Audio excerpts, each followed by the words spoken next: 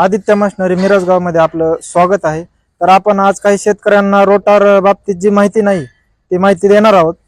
जसे की oil level, nut bolt system, गिअरचे किंवा नट बोल्ट कोणचे लूज होतात याची माहिती देणार आहोत आणि त्याचा वापर आणि तुम्हाला त्यातली आम्ही माहिती देणार आहोत। तर या आपण माहिती पाहूयात। सर्वप्रथम संतोष सर, आपण ऑइल लेवल कशी चेक केली पाहिजे? या सर, तुम्हाला सांगतो। प्रथमतः ऑइल लेवल ज्यावेळेस पाहिजे तुम्हाला त्यावेळेस ही जे सिस्टीम दिलेली आहे कंपनीने, तर ही पहा तुम्हाला दाखवतो। याच्यामध्ये दोन खुणा केलेल्या आहेत। इथं जर असलं तर लेवल ओके आहे आणि या दुसऱ्या रेषेवरती जर झालं तर एक्स्ट्रा ऑइल असतं, जेणेकरून आपल्याला समजून जातं की आपल्या रोटरमध्ये ऑइल लेवल आहे किंवा आपल्याला भविष्यात ज्यावेळेस ऑइल लेवल किंवा चेंज करायचं आहे त्यावेळेस या दुसऱ्या या पहिल्या कांडीपर्यंत ऑइल टाकायचं। त्याच्यानंतर तुम्हाला सांगतो दुसरी माहिती अशी की आपले जे मेन साइड गिअर बॉक्स आहे, साइड गिअर बॉक्सची लेवल चेक करायची ती कशी सांगतो तुम्हाला। इथं कंपनीने लिहून दिलेलं आहे, जरी भविष्यात हे गेलं निघून स्टिकर तरी हा नट बोल्ट खोलायचा, त्याच्यातून ऑइल जर बाहेर आलं तर समजायचं लेवल ओके आहे।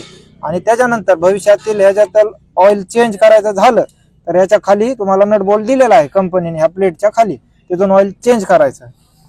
त्यानंतर प्रश्न असा की ऑइल कोणतं वापरलं पाहिजे? तर तुम्हाला सांगतो कोणतीही ब्रँडेड कंपनी असली तर त्याचं 140 नंबरचं ऑइल हे वापरायचं, मग जेणेकरून फक्त ब्रँडेड कंपनी कशामुळं, जेणेकरून रोटरचे जे गिअर असते त्याचं लाईफ ही चांगली राहते।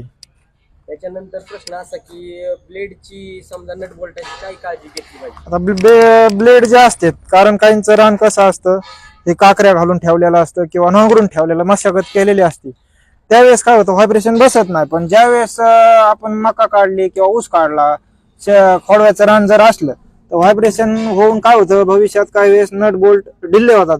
शक्यतो या रोटरचे होत नाही सिल्वर कंपनीच्या, कारण ह्याला आपण बेंजो वायसर वापरलेले आहेत।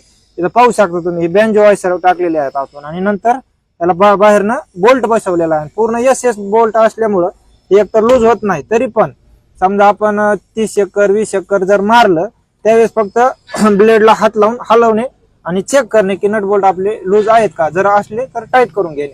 आता त्यानंतरची माहिती अशी, जे गिअर बॉक्सला आपण हिटर दिलेले ना, तर त्या हिटरची काय काळजी घेतली पाहिजे? आता हिटर जे आहे, आता ह्याला हिटर म्हणतात।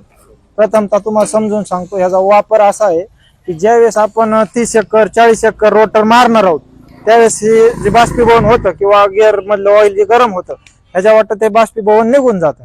त्याच्यानंतर तुम्हाला एक काम सांगतो की 50 एकर किंवा 60 एकर ज्यावेळेस आपण रोटर मारणार आहोत त्यावेळेस हे जे आहे खोलून डिझेल मध्ये धुवून काढणे आणि हाय असं बसवणे।